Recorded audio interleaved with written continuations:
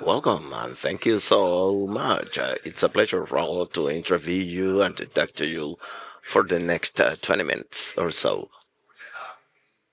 As you all know, Raúl is not only the co-owner of the Miss Universe organization, but the president of the same organization. Before speaking about the beauty business, I would like to speak about Raul as a business person. He's been a business person since he was 19. Tell us a little bit about that. Yes, I've been working as a business person since I was 19. I started with a family business in hydraulics, pneumatics, etc. That was 35 years ago. And after that, we worked in different industries like gas, cars, aviation, and more recently, I acquired the oldest company in terms of beauty competitions, which is Miss Universe. And I have been the president of that organization since January. And you are from Nuevo León, Monterrey, originally, yes. I was born in Monterrey, the largest industrial city in Mexico, and we have corporate offices in Mexico City. Speaking about Mexico, we have the former president of Mexico, President Fox. Thank you. Uh, President Fox is going to speak later in the afternoon in the president panel. Now we are speaking with the president of Miss Universe organization. Let's speak about the beauty business. Some people does not know about the world of Miss Universe. The beauty competitions is an industry of billions of dollars, and at the same time they promote what they call empowerment in English. That is, try to train girls and to create leadership. Can you tell us about the leadership part of the Miss Universe organizations? Of course, we have presence in 130 countries. We have 130 national directors.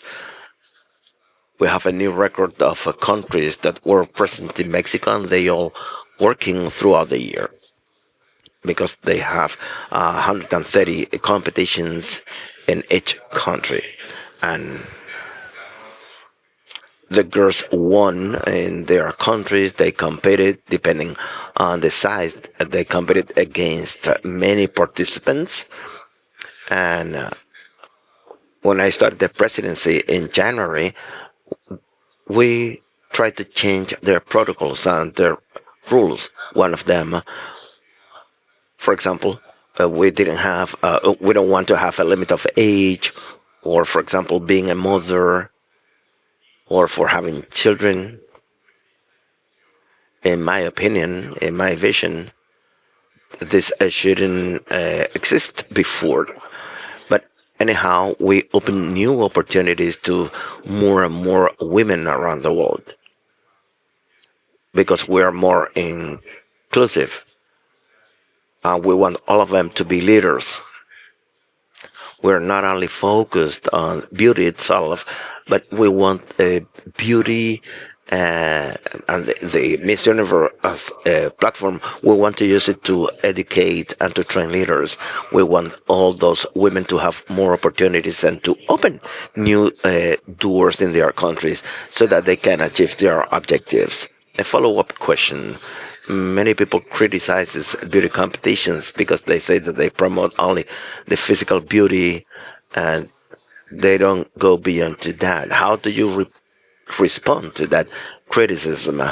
Well, some people have that opinion, but with we have been doing throughout this year, we have proven that this is not the case. We are inclusive, and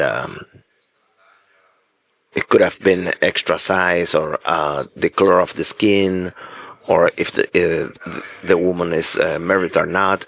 No, that is not important. We want leaders to or are willing to grow in their areas. Most of this audience is business people. The organizations such as the Miss Universe organization allow these contestants to be leaders after the competition, but it's a business at the same time. Business that generates billions of dollars in the different national economies. Can you tell us about how the Miss Universe competition in a country? I'm thinking about El Salvador, for example, and more recently Mexico. What the economic impact of bringing that kind of competition to a community, to a country?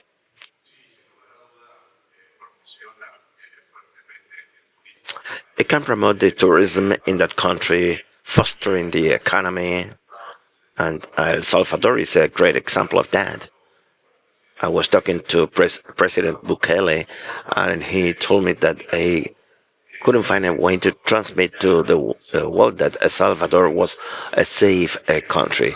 And in the different meetings that he spoke about Salvador before and after his presidency, now he was able to convey that message that El Salvador is now a safe country and everyone was invited to visit them. So, and the results were great. We had a participation of 90 countries, $177 million were sold out in terms of hotels, airlines, car rentals. They have to even bring cars from Costa Rica, Guatemala, and Nicaragua in order to meet that demand. He told me that even Airbnb, thanks to Airbnb, they were able to meet that demand that they had in terms of hotels capabilities that they didn't have. Everyone was able to enjoy.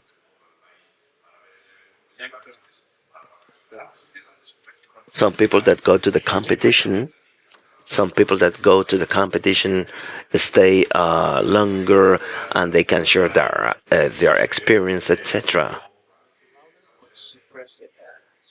The real estate offer that they had in terms of apartments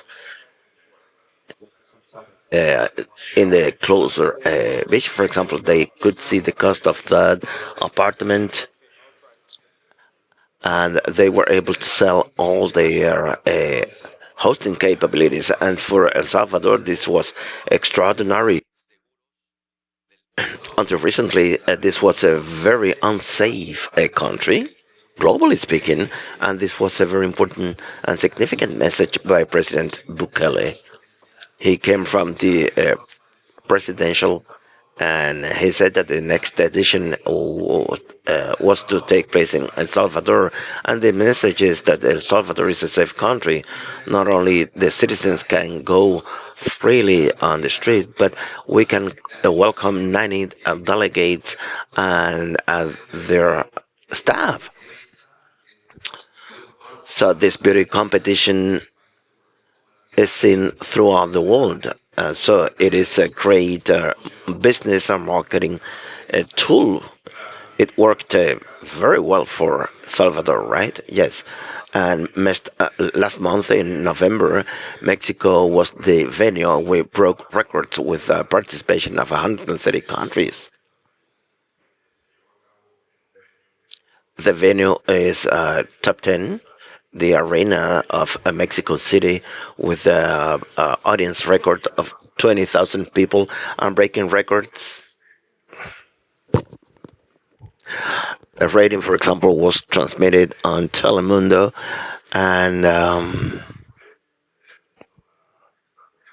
Telemundo did a great job. They were streaming for South America and Latin America with 1.4 billion views of the event and breaking records, overcoming Latin Grammys with 8% or the Lo Nuestro award. And with that, we had a great promotion in Mexico.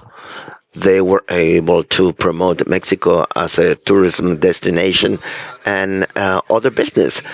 Almost 20,000 people physically there in the venue, and 1.4 billion people watching the event live on TV and the digital platforms. 1.4 billion people.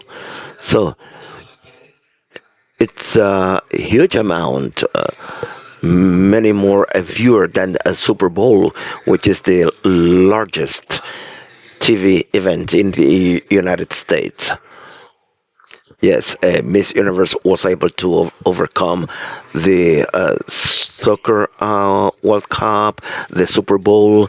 We stream live to over 160 countries, 120 TV stations, and also the digital platforms and streaming. You said that when you became president of Miss Universe, you uh, changed some rules. What's the next border to Miss Universe? Where are you going? We have been president. I have been a president for 10 months now. There's a lot to do. I made some decisions, for example, including countries that were not included. For example, Cuba. After 57 years, for the very first time, we made the decision to include Cuba. And I asked, why is Cuba not present?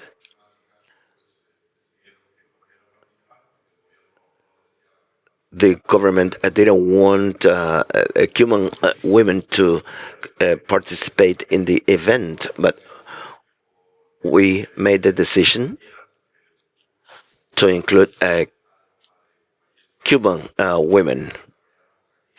That's why we did this event here in Miami after 57 years. We're very happy about that. We opened new opportunities.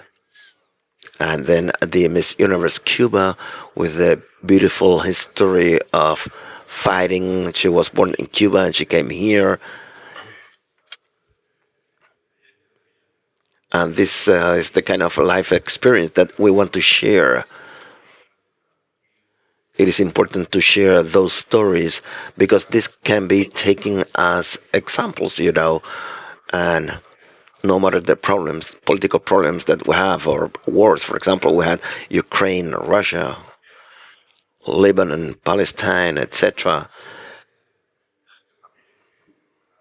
Persia, for example, it was not easy.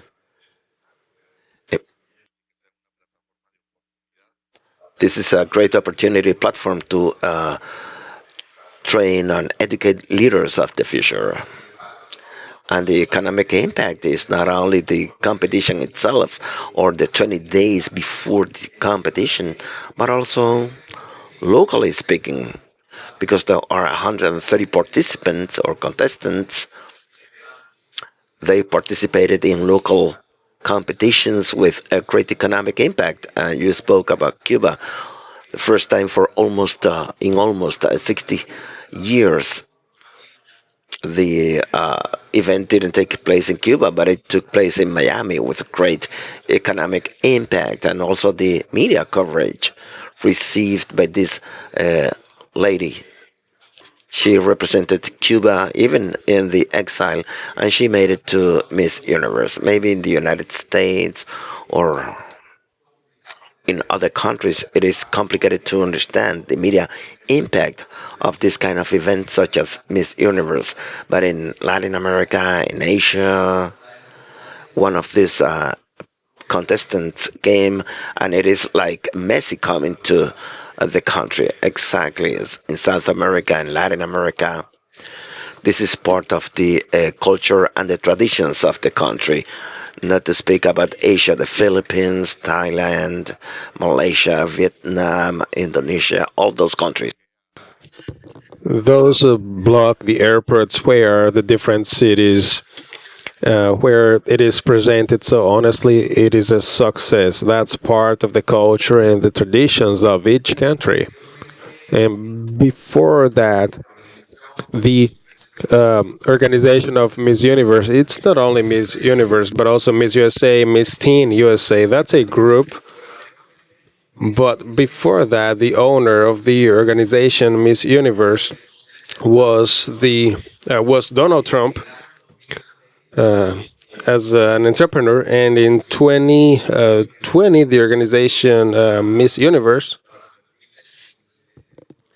he left the organization to become the president, the 45th president. Now you are the owner of that Miss Universe organization. So maybe in a political future you might will you sell it so you become a politician in Mexico? Well, now you want to insert me into politics. Well, first of all, I'm an entrepreneur, I'm an investor, I'm a visionary. So I do not plan to take part in politics. I believe that politics is related, of course, to business and companies and then governments and consequently politics. And well, you never know what the future holds, right? I'm telling you this because you've been successful as an entrepreneur, as a philanthropist, and so success in the entrepreneurial world, in the philanthropic world, but not yet in the political world. So why not? And well, let's say that's the case in a future, and then you leave Miss Universe either because you sell it to other businesses or because you get into politics. How would you like people to remember your administration as the president of this so well recognized organization? Well, more than that, I mean, more than remembering, because that would be another phase. So I would say how I would like people to recognize my administration. So, and that would be what has occurred throughout this time. It's been over 35 years of hard work, of fight. Um, I've been a visionary, and I always think this. And also, when I think about politics, it's related. It's all related. And when you face some problem or you have a medical issue, you always go see a specialist. You want to get the best doctor, the one that is better prepared to take care of you. So I always ask myself, I always wonder why in politics it is never demanded the same way. Why um, we do not demand to have the best, the better prepared people to manage our countries, our municipalities, etc. And that's when we find the surprises. I mean, I'm not uh, throwing under the bus the activities conducted by any person specifically, but sometimes the people in charge, they are not capable of doing things properly. And when you handle things in a disciplined manner with hard work, with clear goals and purposes, you achieve results, and then you apply that to other concepts and such, just like in politics. So I think if we do things right, it's inevitable to get great results and benefits for our population. To conclude, throughout these 2 days of conference, we've discussed a lot the benefits of Miami, the South, South Florida, and that's amazing for technology, arts, culture, beauty now. And I would like to conclude asking you one question about perhaps a possible option to bringing back Miss Universe to Miami. It started in the U.S. and then in 2 years it's going to turn 75 years. And what better way to celebrate those 75 years after 2 years than coming back to the United States? And what better place than Miami? So, what do we need to do here in Miami, in South Florida, so that Miss Universe comes back here in 2 years? Well, that's going to be the 75th anniversary, and precisely, it is a great celebration. It's clear to us that it should come back to the United States. The organization has been the same for all this time, so it should come back to the United States for sure. we know that it initiated in Long Beach in California, so we might go to California. One other possibility would be New York, but with everything that the city of Miami offers, and we've discussed that a lot in these 2 years, so it's very likely that it could be developed in Miami. We had some conversations with our mayor, and we are interested in, and they are interested in working on this project together. And that's one of the possibilities. It would be a pleasure. That's in 2 years. Before that, there's one that you have not still decided where it's going to take place. There are interesting options. And when is that? When are you going to announce that? Mid-January. We are going to announce that for the next year. We're going to let you know which one of the countries is going to be host. The options are Thailand, Africa, as well, the Dominican Republic, and also, I mean, we're going to choose among all of those who is going to be the ultimate country that is going to hold that event. Well, with the Dominican delegation here, I don't think you're going to have that in a country in Asia. It has to be in the Americas. Well, okay. Well, thank you very much, Raul, for your time, for talking to us during this 20 minutes, and for attending the conference. I hope that you're going to stay a little bit longer. So if you guys have any questions, not only about Miss Universe, but about any other areas where he has achieved success, I mean, feel free to ask him. And we are here all together, and thank you very much.